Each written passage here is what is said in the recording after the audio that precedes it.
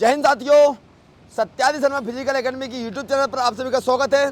दोस्तों, जैसे कि आज पहला दिन था मध्य प्रदेश पुलिस के फिजिकल के लिए, और जहां तक हमने रिव्यू लिया है, एनालिसिस किया है, बच्चों से बात की है जिनके फिजिकल थे, तो बहुत ही टफ तरीके से फिजिकल कराया गया। बहुत ही हार्ड फिजिकल रहा बच्चों का आज का, लेकिन घबराना नहीं है। हार्ड कैसा रहा मैं आपको पूरी तरह से बताता हूँ।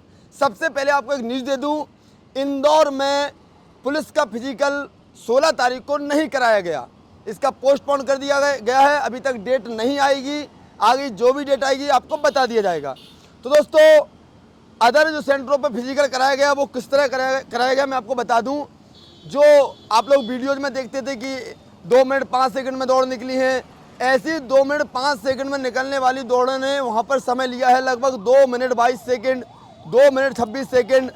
बहुत ही गंदा रेल्ट बोलेंगे हम इसको।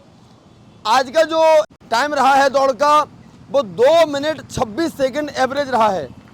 2 मिनट 26 सेकंड में लगभग एवरेज रहा, और फर्स्ट टाइमिंग जो आप कह सकते हैं 2 मिनट 12 सेकंड रही है आज के फिजिकल की।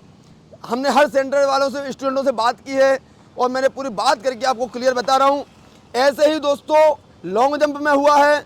मैं आप लोगों को बताता था कि लॉन्ग जंप में स्टार्ट पॉइंट से मेजरमेंट होगा, और बहुत सी जगह स्टार्ट पॉइंट से ना नपवा कर बीच में नापा जाता था, तो 15 फुट को 16 फुट में दर्शा दिया जाता था।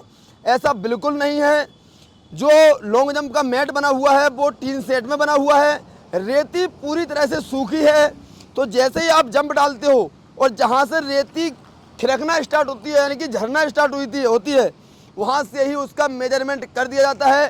कहने का मतलब ये है कि अगर आप 16 फीट जंप डालते हो तो आपकी जो रेती है वो 15.5 से झरना स्टार्ट हो जाएगी, तो आपकी जंप 15.5 से नापी जाएगी। तो घबराना नहीं है, थोड़ा तैयारी जोरदार कर दो। ऐसे ही दोस्तों गोला में क्या हुआ, सबसे ज़्यादा एवरेजन बच्चे गोला में फाउल हुए हैं। देखिए अब ये हमने कल्पना भी नहीं की थी। हम सोच रहे थे कि लॉन्ग जंप में ज़्यादा फाउल होंगे, लेकिन लॉन्ग जंप से ज़्यादा गोले में फाउल हुए हैं।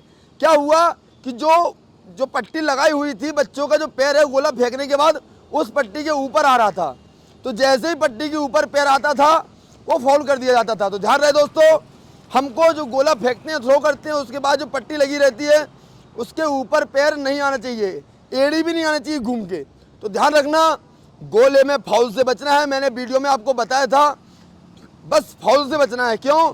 क्योंकि अगर पहले अटेम्प्ट में आप फाउल हो जाते हैं तो हमारी जो दिल की धड़कनें हैं वो दोगुना बढ़ जाती हैं, तो हमको फाउल नहीं होना है।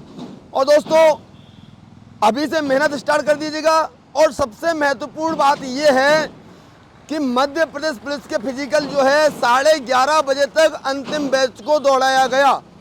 तो जो मैं बच्चों को वर्कआउट कराता था अभी 10 से 12 का जो हमारा वर्कआउट का शेड्यूल था, वो हमारा कारगर सिद्ध हुआ, और बच्चों की मेहनत मुझे पूरा भरोसा है ये रंग लाएगी, क्योंकि ये लोग पूरी तरह से तप चुके हैं, सूरज में चमक चुके हैं।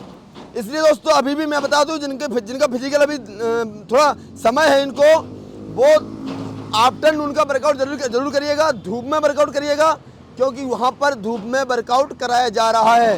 पता नहीं आपका कौन सी फाइल में नाम आए, उस फाइल के हिसाब से अगर आपका 12 बजे नंबर आता है तो आपको 12 बजे भी दौड़ कराई जाएगी। और बहुत से सेंटर ऐसे भी रहे जहाँ पर ट्रैक अभी भी थोड़ा बहुत गीला है, बच्चे फिसल भी रहे हैं। जैसे कि सागर में अभी ग्राउंड गीला है, बच्चे वहाँ पर फिसल रहे हैं। तो ध्यान रखें दोस्तों, थोड़ा गीली जगह पर भी दौड़ना स्टार्ट करें, जैसे कि आपको हैबिट हो जाए थोड़ा गीले में दौड़ने की। अब हमको आनाकानी नहीं करना है, प्रॉपर मेहनत करना दोस्तों। और आज का परिणाम लगभग ठीक ठाक रहा है, इसको देख के घबराना नहीं है, अपनी तैयारी बेजोड़ कर दीजिएगा। और मुझे पूरा भरोसा है जो कल का दिन आएगा वो बेहतरीन होने वाला है। इसी के साथ दोस्तों, जय हिंद, जय भारत।